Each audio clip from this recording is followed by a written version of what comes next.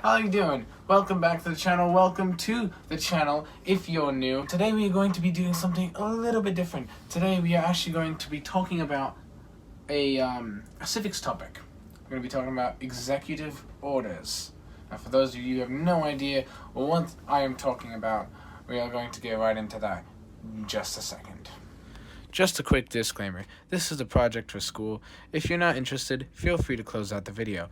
And to you fellow classmates, well, y'all kinda have to watch this. Sorry, not sorry. And while you're here, feel free to subscribe to my channel. Most of you who watch my videos aren't actually subscribed. It's free, and you can always change your mind later. While you're at it, also make sure you hit that notification bell so you never miss an upload, and also leave a like and comment down below. Now, let's get on back to the video. Okay, so EOs are short for executive orders. These orders pretty much allow the president to manage and direct the agencies of the federal government. It's basically a way for the president to give instructions and authority for what they want to have done. This does not allow them to do whatever, whenever, and however. The president cannot just sign an order and now all of a sudden my English teacher is required to make a super funny joke 3 times a day. Or else. Though that would be pretty cool. This order must have something to do with the powers granted to the president in the Constitution, or backed by the authority through Congress, so basically a law. The idea of executive orders is based on the president's implied powers. In other words, the Constitution doesn't say anything about issuing them for any reason.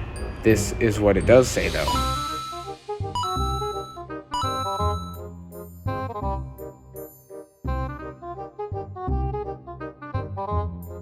These 3 things, however, have been used to justify executive orders and executive actions. In fact, every president, except one,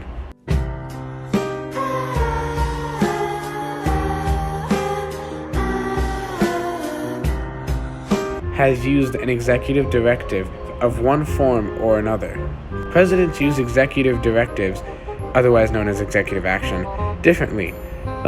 Because there aren't that many concrete rules that govern their use. If for whatever reason, working with Congress to pass a legislation becomes way too difficult, some presidents have used EOs to help move their agenda forward. Executive orders can sometimes be completely uneventful and boring. Herbert Hoover basically signed one just to tell other presidents how to format and write any executive orders they feel like signing. EEO 5658. Wow, that's a lot. Anyways, any other time they just simply alert a certain executive agency to a new way of conducting business. But they can cause a big stir and a lot of commotion too. That's basically an executive order, when within the president's power, can feel a lot like a law. And when that's the case, people often question if the executive order is within the limits of the president's power in the first place. This is a recap, which means you're probably going to want to take notes for this, so get your pencils ready. Before we move on to the next part, we're going to go over what we know so far.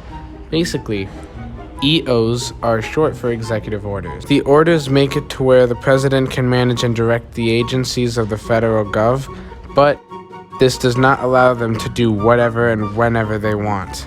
That would be abuse of their power as president. The Constitution says nothing about issuing the president for any reason, but it does say the executive power shall be vested in the president. The president shall be commander-in-chief of the Army and Navy. The president shall take care that the laws be faithfully executed. Mostly everything I am about to say is being read from this source. I just thought it was really useful and kind of interesting.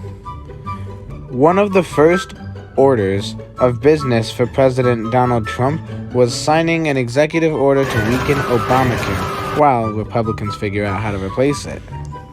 In Trump's case, his order on Obamacare allows the agencies to take all actions consistent with law to minimize the unwarranted economic and regulation burdens of the Affordable Care Act and prepare to afford the states more flexibility and control to create a more free and open health care market. According to the Congressional Research Service, there is no direct definition of executive orders. So basically, there's no direct definition. You kind of just have to explain how it works, pretty much. While executive orders can have the same effect as a law under certain circumstances, Congress can pass a new law to override that order. President Abraham and Turkey Sandwich Lincoln suspended the writ of, however you say that word, corpus during the Civil War using executive orders in 1861. But then the Constitution went up to Abraham and said, dude, I don't think it should be suspended. Unless rebellion and invasion of public safety, then it may require it. President Franklin Roosevelt established internment camps during World War II, using Executive Order 9066. Roosevelt also used an executive order to create the Works Progress Administration. The use of executive orders also played a key role in the Civil Rights Movement. In 1957, President Dwight Eisenhower used an executive order to put Arkansas's National Guard under federal control and to enforce desegregation in Little Rock. Affirmative action and equal employment opportunities were also taken by Presidents Kennedy and Johnson using executive orders. Roosevelt issued the most executive orders according to the records at the National Archives. He issued 3,728 orders between 1933 and 1945 as the country dealt with the Great Depression and World War II. President Truman issued a robust 896 executive orders over almost 8 years in office. President Barack Obama issued 277 orders during his presidency.